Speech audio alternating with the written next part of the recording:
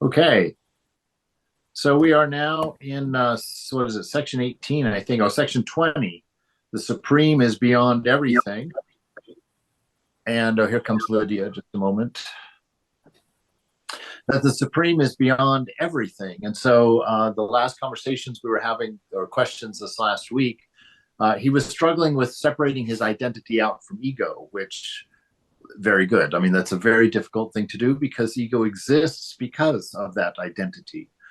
To to actually withdraw identity from ego is to kill it. Ego is the byproduct of identifying with mind and body. It forms naturally and then begins to be consumed by its own fear. Because it's, as we've talked, it's constantly in a state of insecurity because it has no inherent reality. It's really just a mishmash of wrong thinking that creates it.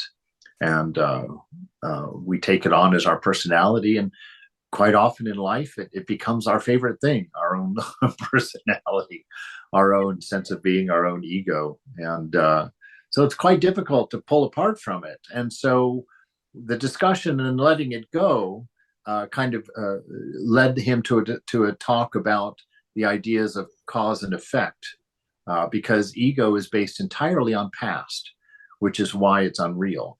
It's you form your ego completely out of memory and past experience, and so ego is we've we've talked about how all religions are a singular religion. Actually, there's not multiple. And this is the fundamental problem of all religion. It is the removal of egoism, this idea of separateness, being separate from God, being separate from the world around us, being separate from others, and not being aware of our interbeing, as the Buddhists say, not being aware of our oneness, and which is a big problem because our nature is divine love, and love is defined by unity. The highest love is one without a second, where there is just perfect empathy between between all the non-all in the one. Struggling with language there. So we're down on the question where the questioner has said, well, how is it that some things happen and some things don't? If there's no such thing as cause and effect, which is what they're discussing right now, how is it that some things happen and that some things don't happen if there's no causes in there? And Maharaj gives quite an interesting little point here. He says, seeking out causes is a pastime of the mind. There is no duality of cause and effect. Everything is its own cause. And this is kind of a fascinating perspective in the sense that we talked yesterday that in order to come up with the idea or foster the idea of cause and effect, you have to establish boundary, right? Because everything is both a cause of something and the effect of something else. And so if you don't place a boundary of where you're going to start the measurement and end the measurement, you cannot see a cause and effect. Cause and effect requires boundary.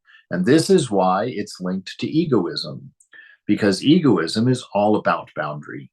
It's the ego that is constantly categorizing, using the mind, putting objects in the mind, drawing relational lines between them all. And its work, its maintenance of its existence, requires this establishment of boundary, of seeing other, which is the reason that it's insecure. One, because it doesn't exist, and two, because it's trying to create a sense of being without having an inherent sense of being. So there's always this shakiness in it. So seeking out causes is a pastime of the mind, and that's why, because the ego establishing boundaries is always, looking for those divisions, looking for those breaks. So cause and effect is a very nice break because it also gives the ego a sense of control, right? If there are causes, then the ego can be a cause. It can form causes in order to get desired effects. And this is how we get bound. This is what catches us up in the world. We start using our existence for producing causes to get desired effects based on memories of fulfilled desires of pleasure and whatnot. And so this is how we get trapped in that cycle of samsara, when in fact there is no cause and effect, because we are without boundary. And like we just said, without boundary, there is no cause and effect. You can't study such a thing. And so everything becomes its own cause, right? So everything exists. And this is the goal of karma yoga, is to work in that moment with the thing as it is, with no desire for result, and to take that thing as it is as an offering to the universe as the wholeness in the moment, and to try and pull your head out of the guillotine of cause and effect. And seeing, so everything is as it is in the moment. God is everywhere present and always perfect, if you want to call the non-you God. Really in Advaita, we don't, God is actually primary in Advaita, because the end result is one without a second. And one without a second doesn't mean all of you become Swami C. It means we all subsume into the greater reality, the greater existence, knowledge, bliss. That is the nature of this universe. So the questioner says, well, so no purposeful action is possible then? Quite an epiphany there. What no action with purpose can happen, because purpose builds itself out of cause and effect. And Maharaj he doesn't backpedal, but he reframes things. He's saying, all I say is that consciousness contains all. In consciousness, all is possible. You can have causes if you want them in your world. Another may be content with a single cause, God's will. The root cause is one, the sense of I am, right? This sense of I am, which is universal. It is, after all, the Christian name of God, according to Genesis 3, I think. God is the I am. And when he placed that image within us, I'm kind of going into the dual world of Christianity here, but it all comes together. The division lines are really for practice and not really so much for reality, because the reality is ultimately indescribable. But so in this the I am of the divine, when she placed her existence within us, or when she placed her image within us, that's what was placed within us. That sense of I am, that Satchit Ananda, in Hindu terms, was placed within us. And so he says that consciousness contains all of this and everything is possible, and we each live in our own world, right? We've talked about that. We don't actually live in a world. Where do we live? We live in a mind, because we've never seen the world. We actually don't even have evidence of the world. We've posited an external world to explain the source of our senses, the source of information, right? But we only live in a mind because we don't know where our consciousness exists exactly, but it seems to hover around the mind, or has quite a bit of access to our local mind. And so we take information in from the senses, and the mind creates symbols for the source of those sensations, the source of those vibrations, as it were. So looking at the light in your room, and I know we've said all this before, looking at the light in your room, you've never seen that light. You're not seeing that light even now, because that light is going into the eye socket, which is a closed room, right? That light does not go to the mind. That light gets caught by whatever it is, the retina or whatever those things are at the back of your chromos or whatever. My heightened ignorance coming on display here. So that light comes into the mind, into the eye, doesn't go to the mind. It gets interpreted or encoded into nerve signals. Those nerve signals go to the mind, and the mind takes those nerve signals and creates a symbol, because the mind does not know what light looks like. The mind has never seen the outside world, quote. And so it takes those signals and it produces a symbol for light. And so when you look at the light in your room, you are seeing your mind's symbol for light based on its encoded instructions from nerves coming from the eye, we presume. But it's hard to know, because the eye, the instrument of seeing, is as much a symbol as the information that it sends to the brain, right? So that's how we know that we live in a mind and not in a world. We cannot verify an external world. And actually, in other places, Sri Nisargadatta says very clearly the external world and the internal world are one, that there is no inside outside. And he makes a further interesting statement, which we'll talk about when we actually get there, where he says that what we know intimately, we place inside ourselves. Those things that we do not know completely or intimately, we place outside of ourselves. And so that's how we create a world of internal and external. But it's all an illusion of egoism. Ego is what has drawn this boundary of inside outside, its territory and the other territory. And so in its constant attempt to shore up its existence and to reassure itself that it really does exist, it has learned to take cause and effect and to bend it to its will, and to get what it wants. And in order to do that, it's had to create this story of past, present, and future, when actually all we ever experience is present. So these are made up concepts. The past is a concept of mind, as is future a concept of mind. So he's saying the root of all of this is this sense of I am, and that sense of I am has become localized. And how does it become localized? We add adjectives to it.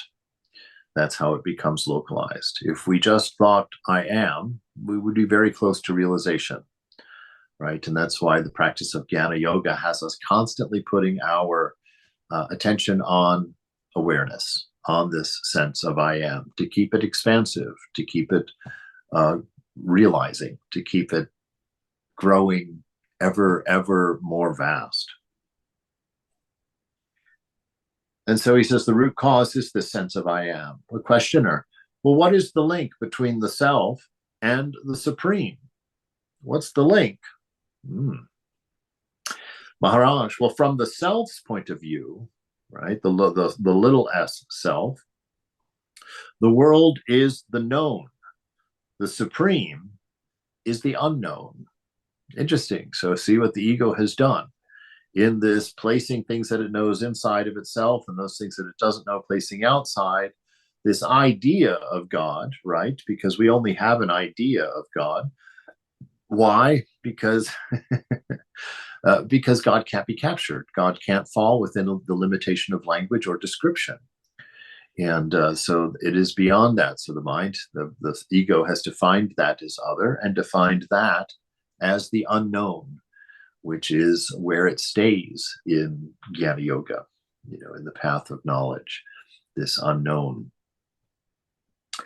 From the self's point of view, the world is the known, the supreme, the unknown. And that's because this lower self, this ego, gets all of its information out of the past and through the senses. And so that is why it creates this distinction between known and unknown. I'm getting let me see, somebody's trying to get in. Okay. So from the self's point of view, the world is the known. This is the stuff that we've got through the senses. So we know things through the senses if we're in our ego self. The supreme, the unknown, because our knowledge of the supreme actually comes in, as it were, through a back door.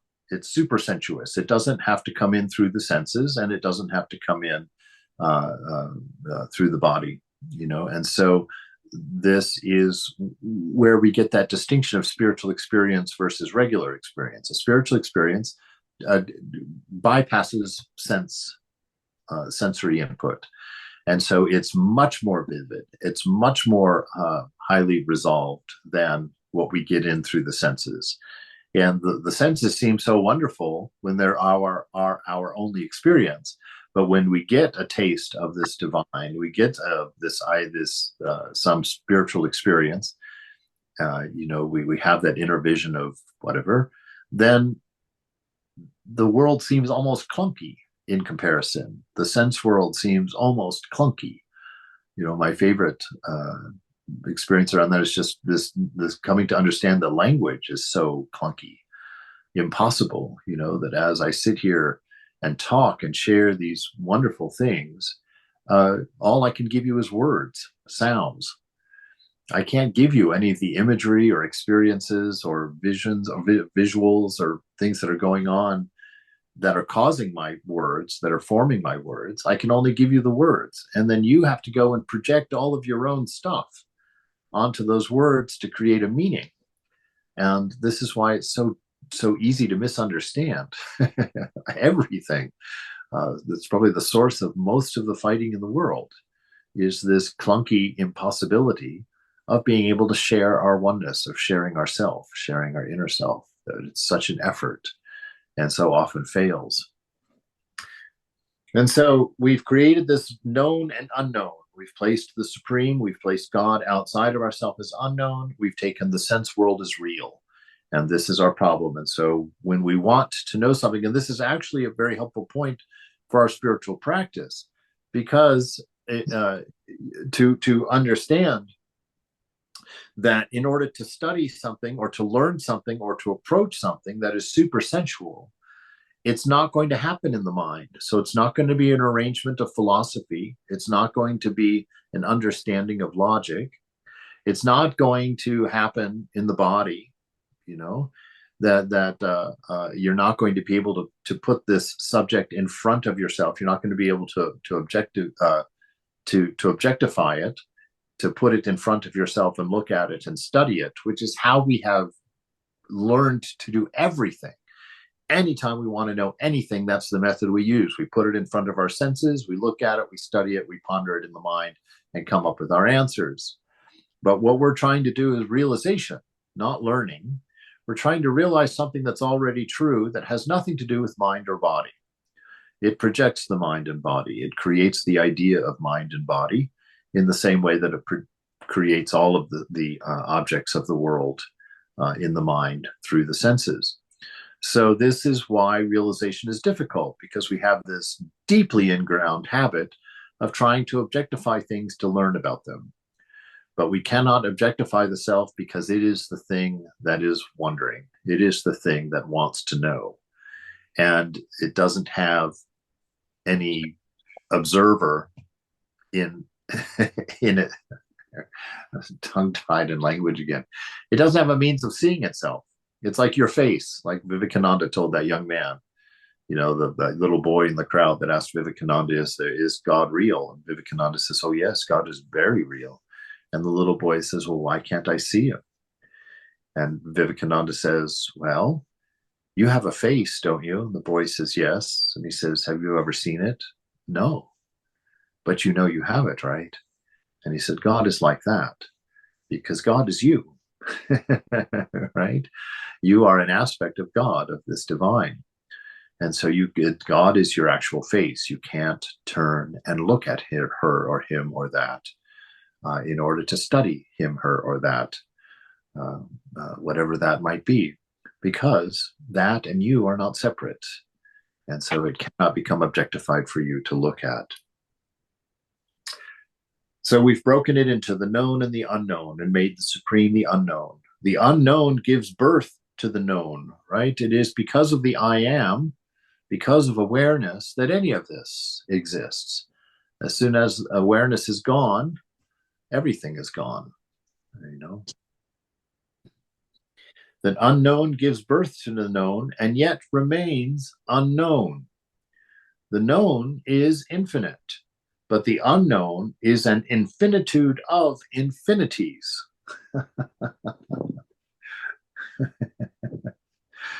Well, that's big. So if the infinity of the senses isn't enough, now we've got the true self, which is an infinitude of infinities. So don't even begin to try and conceive of such a thing. Even the one infinite can't fit into the mind.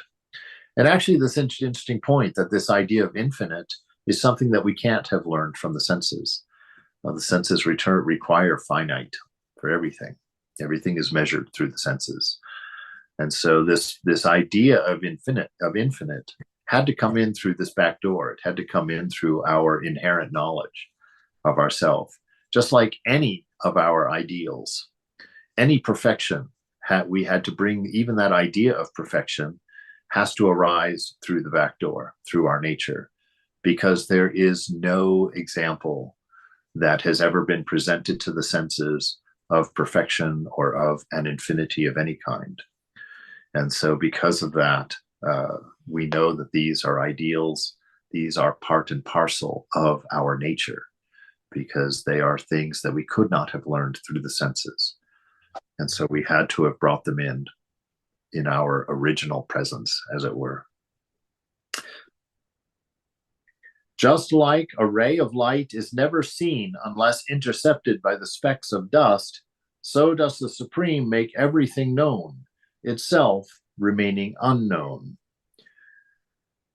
Yeah, so there would be no world if there was no ego. Is that true? Yeah, well, there would only be world. There would be no other if there was no ego. So ego is that mote of dust that makes us aware of light, right? Which, of course, instantly reminds me of one of my favorite things about St. John of the Cross, in where he says that this dark of the night, that this God's love is very much like the dark of the night. In that you look up at that sky and you experience darkness, but there is no darkness there. That sky is lit by trillions of suns. Every one of those specks is a sun up there. And so how can it be dark with trillions of suns? Well, it's because there's nothing like what he's mentioning. There's no dust in space. There's no particles in space in order to catch that, reflect that light, to reflect it back to you. So the same within us, that it's egoism in us that reflects God off of the ego and produces the world, becomes the observable world for us. Our senses are the sensors of that reflection, right? So the mind is the screen, the substrate upon which awareness reflects the world, not creating, but becoming consciousness, right? We read in Sri Nisargadatta that consciousness and awareness are different things. Well, not different things, but different states. Awareness is pure awareness. Awareness with objects in it is consciousness, right? So awareness that's reflecting off of mind becomes consciousness. And in that consciousness is the world, still within our mind, within which we posit our existence, posit our being. Does it mean that the unknown is inaccessible? Well, that's a very important question right there. And Maharaj says, oh no, the Supreme is the easiest to reach, for it is your very being. It is enough to stop thinking and desiring anything but the Supreme, right? So this is the trick, right? It is enough to stop thinking and desiring anything. That contains the whole goal, quote, of what we're trying to accomplish, right? Because pure mind without thought waves, mind without thought, can see God clearly, right? That's the egoless mind, because ego is the sense of me and mine, and those two fingers of me and mine keep that water, keep the mind active, keeps sprinkling, keeps causing thoughts, waves of thought in the mind, because it's not true. There is no me and mine, and you are not a particular. So when you introduce those ideas to the mind becomes excited. The mind becomes like, oh my gosh, wait, everything has to be reorganized. And that's what the mind does. It's now trying to create a whole world of objects so that you can be separate, because you are that, right? You're God. Imagine God one day wakes up and says, I'm a particular. My name is going to be Swami C. And then all of his minions, as it were, have to run outside and be like, oh my God, he's not everything anymore. Now he's just this one person. Quick, change everything. Because he's God, we have to now support this view that he's an individual. And so this is what's going on. And so he says, now to get back to experience our reality, we have to still the mind. We have to stop these waves that are being caused by the ideas of me and mine. And through that, then the self will be reflected in the lake of the mind, as it were, without any distortion of wave. It will be reflected clearly. like the full moon on a still lake at night. You know, with waves, you see shards of light, you see multiplicity, and you don't know the nature of what it is. You just see lots of shards. And so you begin trying to figure it out. That's life. But when that lake is calm, when that lake is pure mind, then that moon is clearly reflected and you see the reality as it is without the distortion of egoism. Right? So the supreme is the easiest to reach, right? Easy. You hear that? This is easy to do, easy to reach the supreme, for it is your very being. It's what you are when mind is not telling you otherwise, right? And that's the other reason that we meditate, so that we can know what we are when nothing is telling us what we are. That's the goal of spiritual life, to know who you are when nothing is telling you. So your innate, authentic self. It is enough to stop thinking, stop desiring anything but the supreme. This is that desire for the knowledge, for that truth, the knowledge of truth. You know, this is why we take refuge in nothing else except this divinity. Questioner, and if I desire nothing, not even the supreme, Maharaj, then you are as good as dead, or you are the supreme. You know, one of the two. He says, if I desire nothing, not even the supreme. What if I have no desires at all, not even for the supreme? He says, well, there's deadness there. There's no I am, there's no awareness there, right? Then you are as good as dead. Or the other is that you've merged. You have no desire at all in that state of oneness, when you've actually realized yourself as the container of the world that you live in. That you are not in the world, but the world is in you. That change in perspective happens at realization. You become aware that this world, that you are not in it, it is in you. Very much akin to the idea of dreaming. While you're dreaming, you believe that you are in the dream. You believe you are a particular in that dream. But when you wake up from the dream, you know that you were everything in that dream. That dream was completely composed of you. Everything, the buildings, mountains, and the particular place you put your perspective were all you. And so this is telling us that this world, our experienced world, is very much the same. While we believe ourselves to be body-mind, we will place ourselves in the world, and the world will surround us. When we come to know we are not body-mind, we are not a particular, we stop identifying as such, then we begin to realize the world exists within us, that we each carry our own world within ourselves that we have created. Questioner, well, the world is full of desires. The world's not full of desires, right? The mind is full of desires, but the world is full of desires. Everybody wants something or other. Who is the desirer? The person or the self? Maharaj, the self. All desires, holy and unholy, come from the self. They all hang on the sense of I am. Now he's using this, at least here in this, it's the small s self. So we're talking about the ego self. All desires, holy and unholy, come from this self, and they hang on the sense of I am, right? The sense of I am, identified with body-mind, falls into egoism. The egoism separates out, creates the idea of past by remembering all of its attachments, all the things that it's identified with and that it likes. It stores in memory, creating the illusion of a past, right? And that illusion of the past gets triggered by the present impulses of sense objects, right? Our pizza story. Walking on the street, you smell pizza. If you had no past, you could just enjoy the smell of pizza and keep walking. It would just become another part of a beautiful day.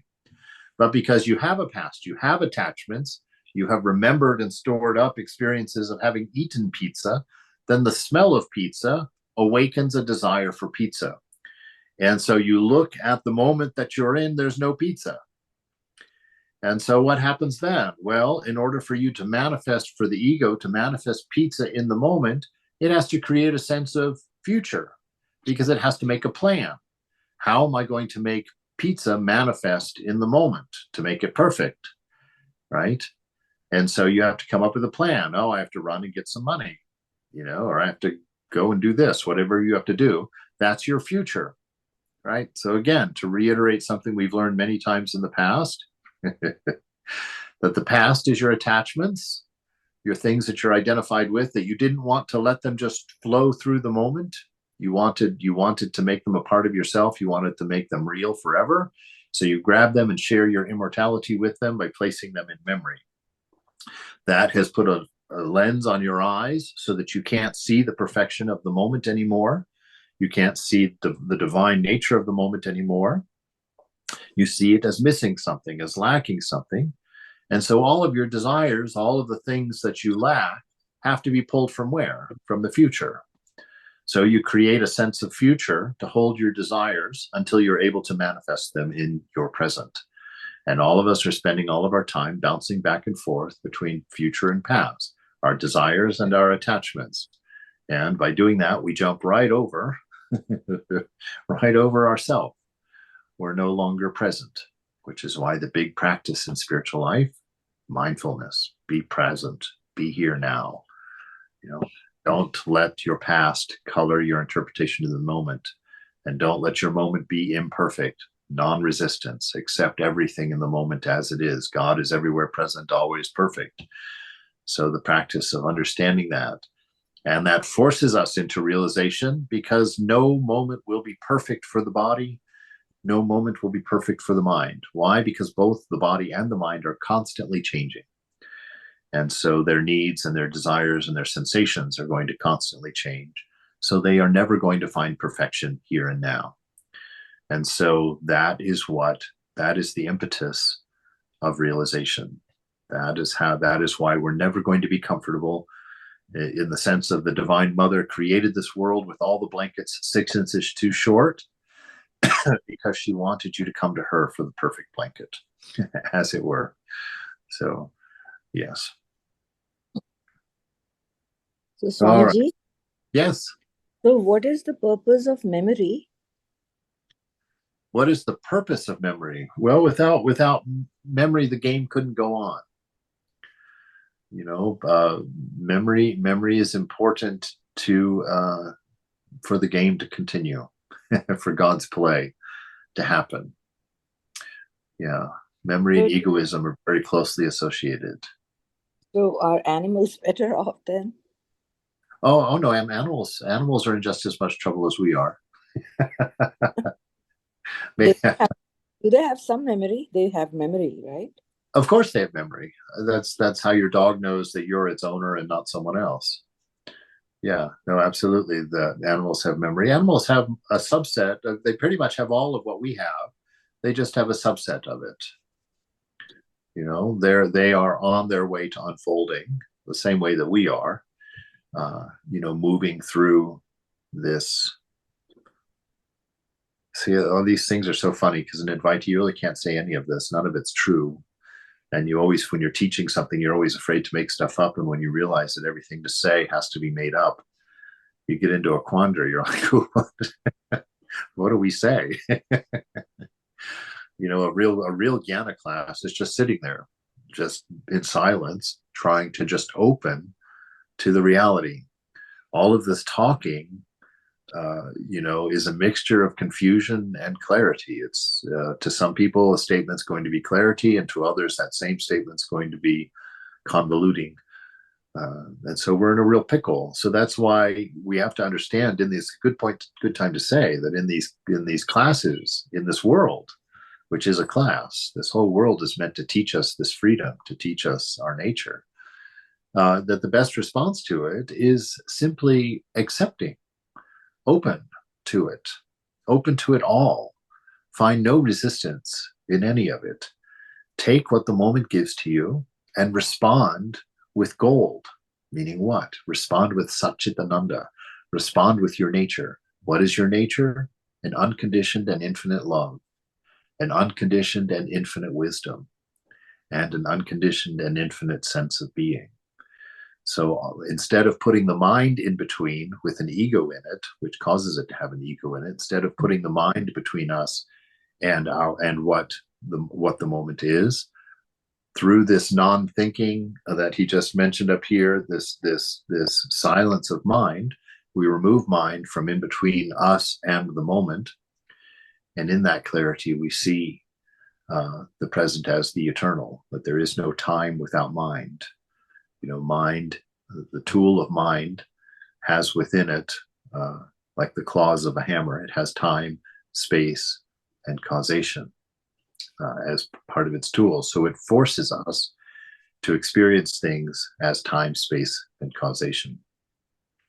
When in reality, it's just isness. It's just being, and its nature is love. Its nature is wisdom. Its nature is existence. And so we're trying to come to a place where we just know that, and that all of the response to every circumstance and every seeming happening then gets answered by perfection, answered by love, answered by wisdom, which is our nature, with no egoism coming in with the needs of the body and the needs of the mind, which cause selfishness and smallness.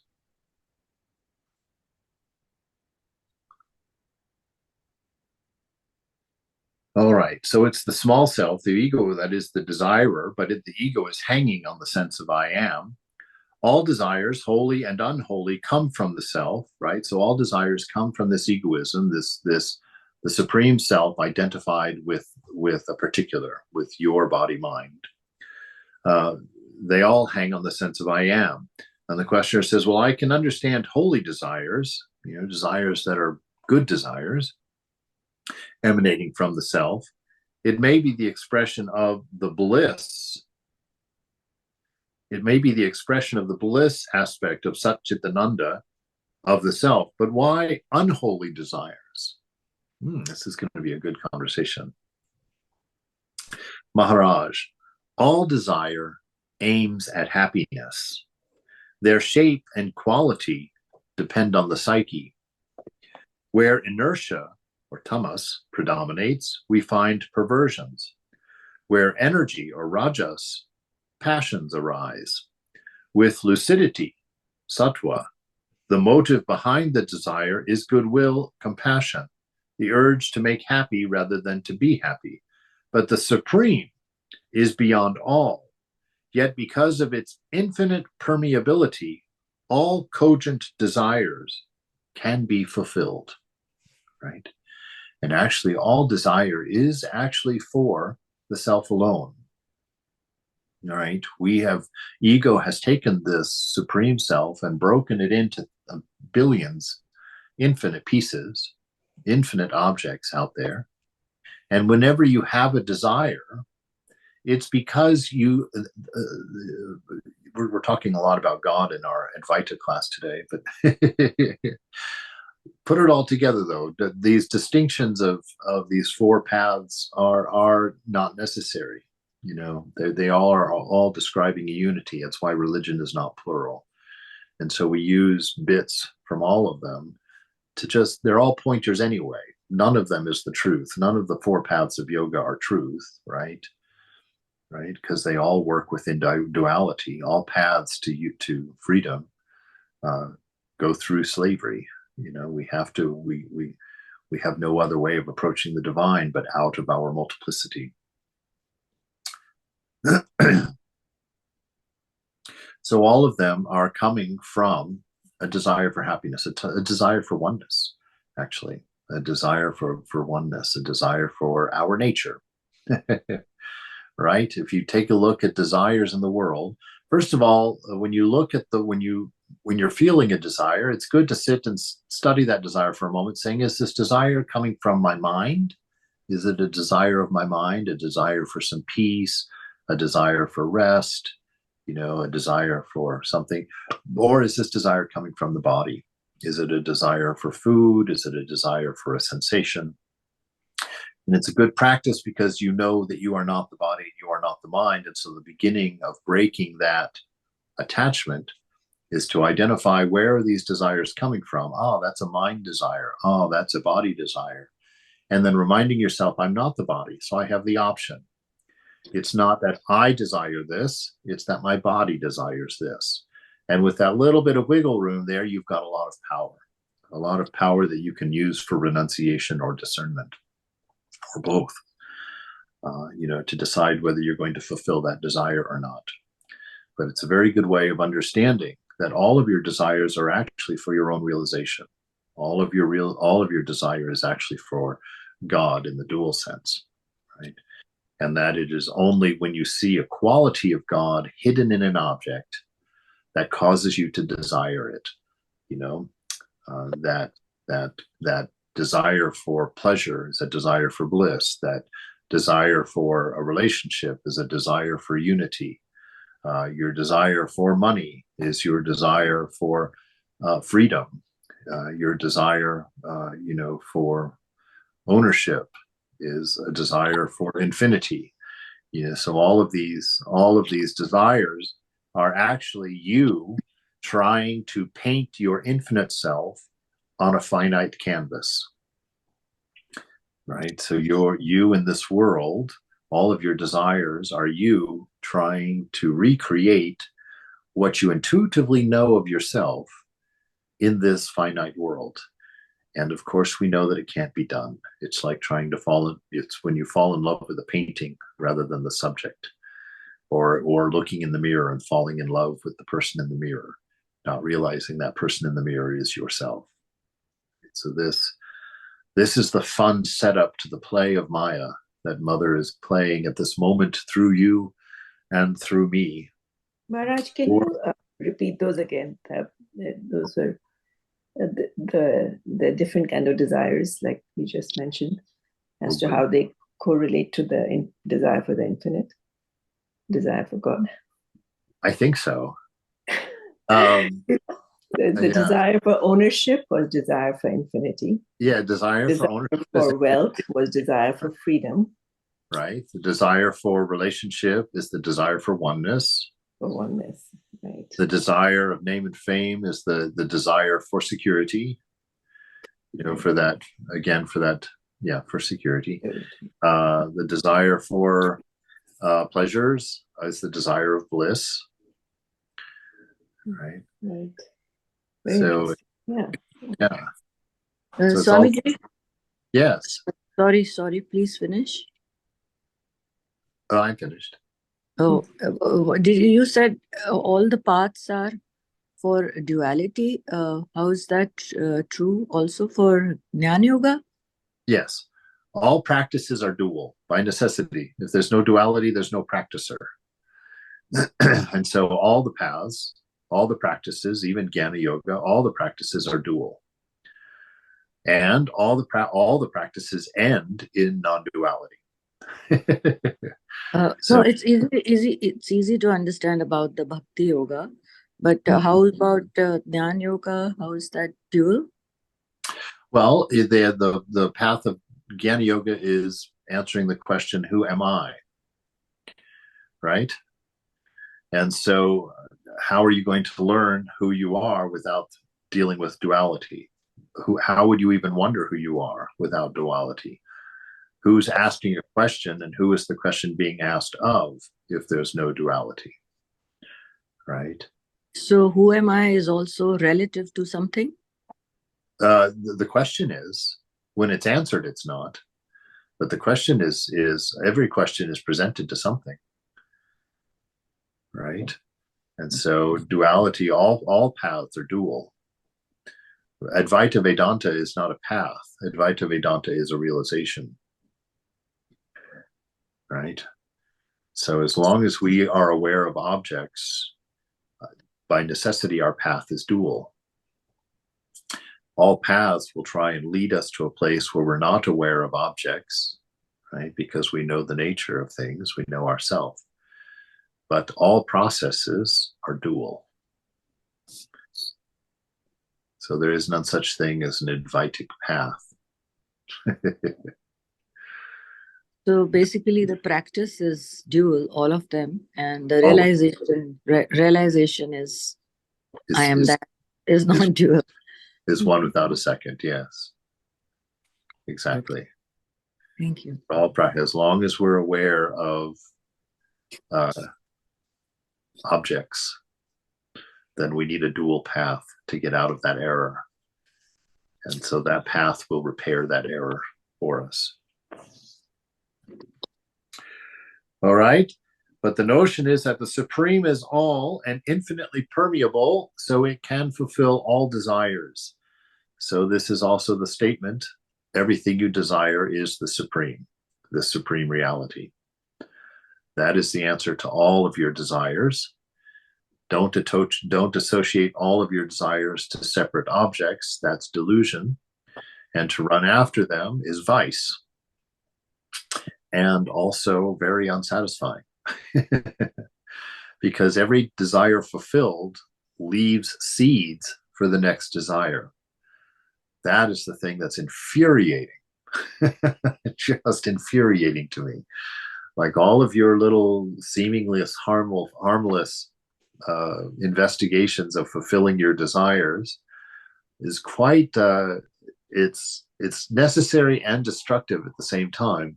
If you do it with good discernment, right? If you do it with your eyes open and your awareness intact, and you're looking at it and you're recognizing it as a desire, you take and you eat your piece of fruit and you enjoy it, and you watch that enjoyment, and you see that enjoyment is only about 1.5 inches long, because that's how long your tongue is. So you're only going to be able to enjoy that apple for about 1.5 inches worth of time. That apple goes across the tongue, and now it's not there anymore. But what remains? The seed of how good that apple was for that 1.5 inches remains in your mind. That's the seed for the next desire. The next time you're at the grocery store and you see that pretty little red orb sitting in that basket, you're like, memory, taste, good. Oh, don't have now. Get apple, buy apple. And you're on the treadmill, the treadmill of Maya, right? So when you fulfill your desires, right, be careful. First of all, discern. I have no desire in my Supreme Self, because my Supreme Self is the answer to all my desires. So this desire is coming from somewhere seemingly separate at this point. It's coming from my body. My body's uncomfortable. It wants move, or it wants sleep, it wants whatever. Or it's coming from my mind, or it's coming from a slight combination of the two.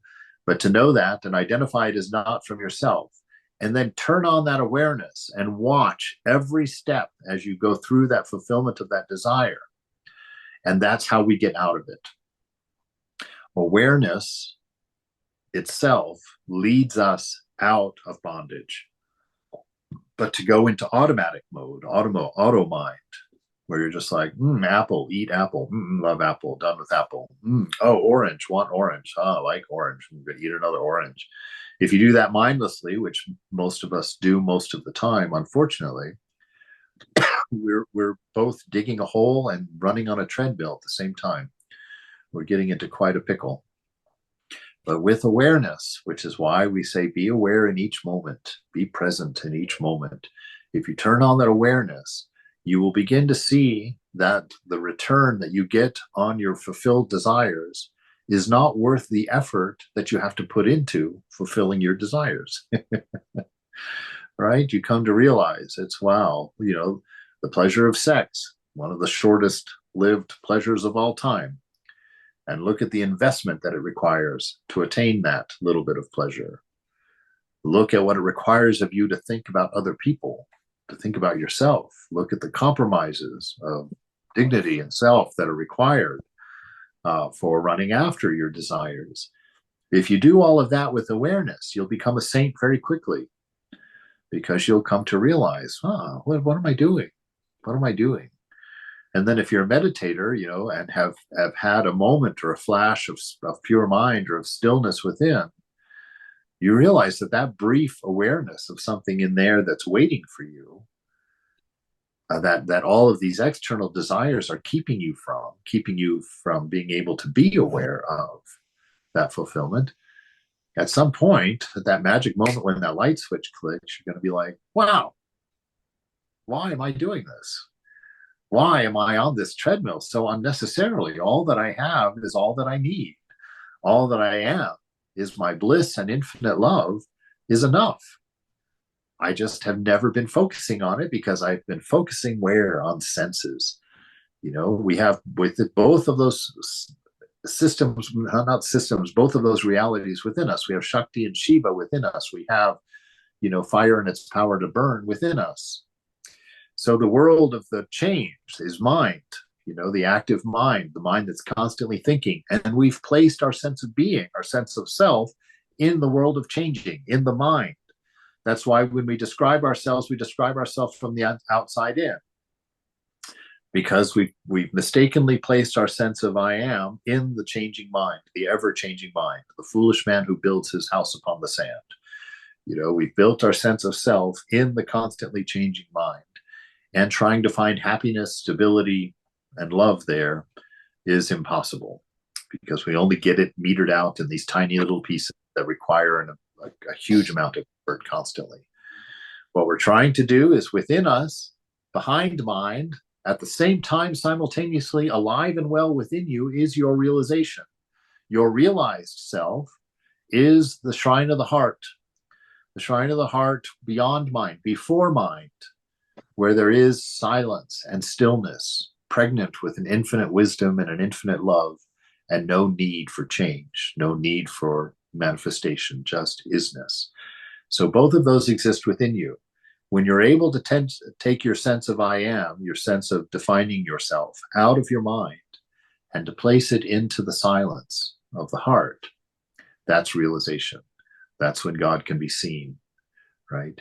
And that's when you understand that all of this, where you had camped before, was not independent from this, but was an expression and a manifestation of this. And so all of the desires you were trying to fulfill out here were simply reflections of an isness that is here. And so we're trying to move out of the changing into the unchanging, the stillness, right? The absolute unmanifest, which is your true nature.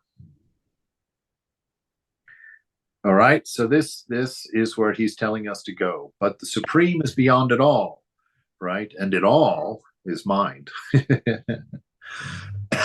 Yet because of its infinite permeability, and all cogent desires can be fulfilled. So this is how you fulfill desire.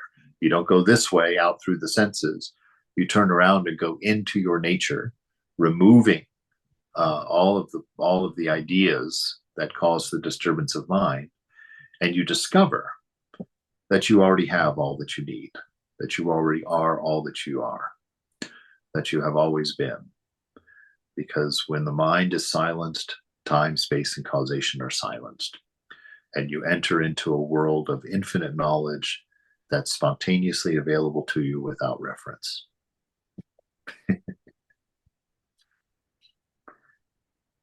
Which desires are cogent? Maharaj, desires that destroy their subjects or objects do not subside on satisfaction, are self-contradictory, and cannot be fulfilled. Ooh. I'm going to read that again slowly. Desires that destroy their subjects, okay, or objects, or do not subside on satisfaction, are self-contradictory and cannot be fulfilled, right? And these are the big ones. Sex is one of those, right? They don't subside on satisfaction. Actually, they increase. Right? So the big desires, the dangerous desires, are the ones that get stronger the more you fulfill them. Right? And so those desires are the ones to be very careful about. They lead to ignorance and delusion and exhaustion. They will exhaust you. Only desires motivated by love, goodwill, and compassion are beneficial both to the subject and object and can be fully satisfied. Those things that are born of love, goodwill, and compassion. So things that are not for this force, not motivated by selfishness, not motivated by taking. Those ones are the good ones. The desire to be helpful, the desire to take care of somebody, the desire to alleviate suffering, the desire to be a companion to someone's suffering. Those are the desires that can be fulfilled and will actually lead you. Those, you see, in this world, there's those two forces. There's vidya and avidya. Oops, I don't know where that's coming from. I guess, what does that do that? In this world, there's two forms of desire. There's vidya and avidya, those things which go toward light and those things which do not go toward light, right? Those desires that take you deeper into delusion, anything selfish, takes you deeper into delusion. Anything serving the body, serving the mind and their desires takes you deeper into delusion.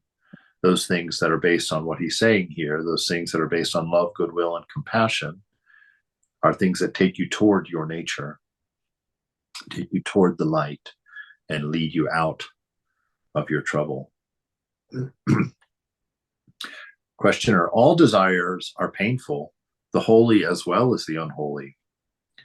Maharaj, they are not the same. They are not the same, and pain is not the same. Passion is painful. Compassion is not painful. The entire universe strives to fulfill a desire born of compassion. There's a beautiful thing. And your desire for reality, your desire for oneness, your desire for your realization is a desire of compassion, because it's your ego that has been harming yourself and the others that are its victim, right? And so your desire for your realization is vidya. And it's also not a true desire. Why? Because it's something you already have. And so desiring something you have is very helpful. It doesn't put you on the treadmill. So a desire for realization is a desire for something you already have. You just haven't realized it. And so it's one of the best desires. Desire that not only gives freedom, but is freedom itself.